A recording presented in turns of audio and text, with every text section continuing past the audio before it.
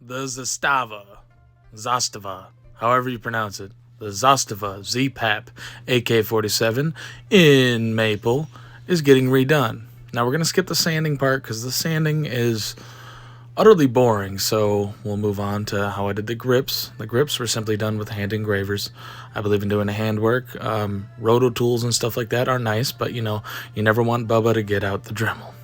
So in this, I very carefully just engraved oval, not a circle, but an oval, into the grips that would fit the Serbian necklace. The Serbian necklace is something that I got. It's like the Serbian cross or the Serbian arms symbol. Not quite sure. I'm American, but it looks really cool. I got them, and they were necklace pieces, and I cut off the tops and put them on there. With that, while I was working in Bowling Green, Kentucky, putting in 91 hours a week, I could also draw. So I drew a design that I wanted to put on the stock on a piece of wood. And it's a little representative of the AK, I think, maybe.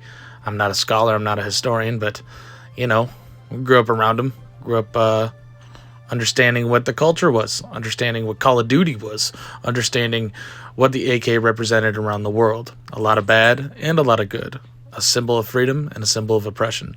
So I made this, and it'll kind of explain itself. Art is how you want to see it, but basically it comes down to Soviets invented it, politicians got involved, caused wars and turmoil, and then they, ended up, they meaning AK-47s, ended up in the hands of countries that had nothing to do with those wars. So you'll see that design up close. Just keep that in mind. And on the sides here, I decided to put the world, one side of the globe and the other side of the globe.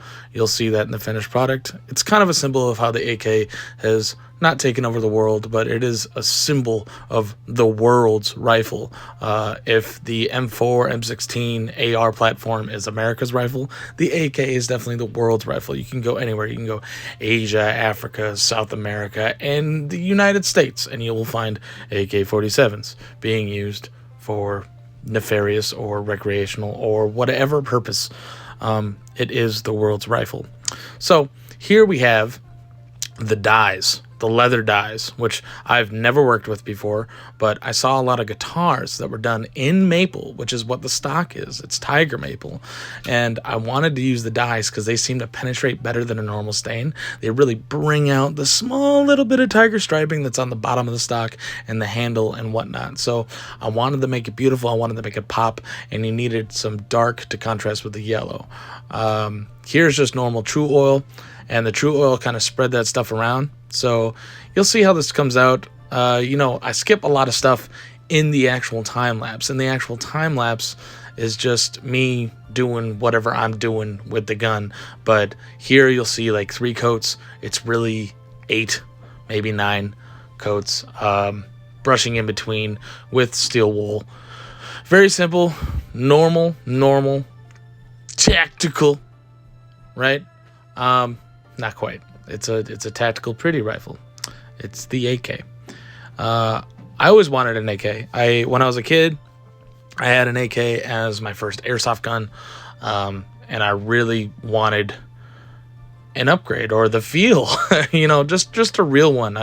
When I was in the Peace Corps in Africa, all the cops, everybody had AKs. The AK is very prevalent, and from my experience growing up and then going overseas in the Peace Corps, not the military, but the Peace Corps, there were a lot of AKs floating around. A lot of setme's too. FALs, some M16s at airports. Anyway, I digress. Here is the necklace pieces I'm epoxying in with simple Gorilla 2-part epoxy and using a fine needle point to kind of put little droplets in and push it in, and alcohol to clean up the surfaces of said project.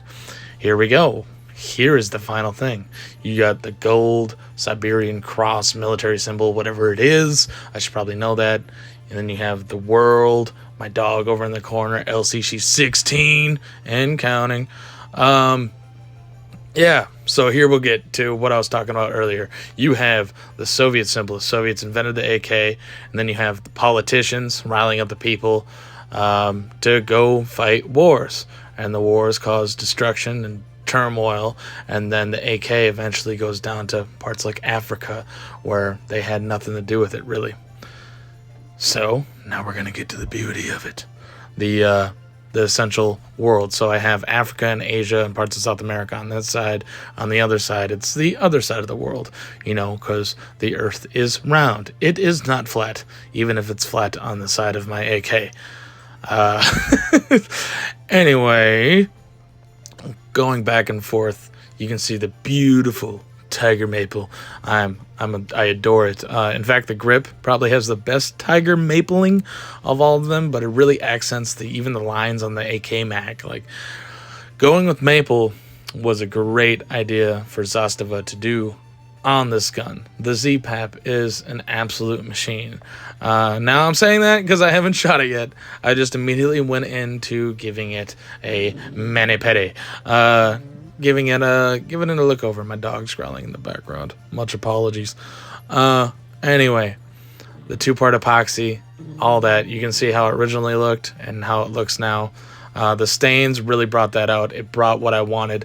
I've never been able to get quite that color with the stain, and I'm really happy with it. It's got a little red-orange tint, kind of Soviet-like, but very Americanized. It's the AK that I've pictured in my head the whole time. It represents the world. It represents the controversies around the AK-47. It represents the love of the AK-47, and it represents Serbia, because that's where it was from, former Yugoslavia.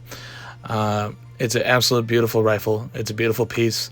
It took me many weeks to work on because I've just been working like a dog. And I'm so happy to be able to get it done. And I'm so thankful to the people who have let me, go around on their countertops and just get a bunch of dye and polyurethane and all sorts of crap. Much thanks to everybody. This has been a beautiful project.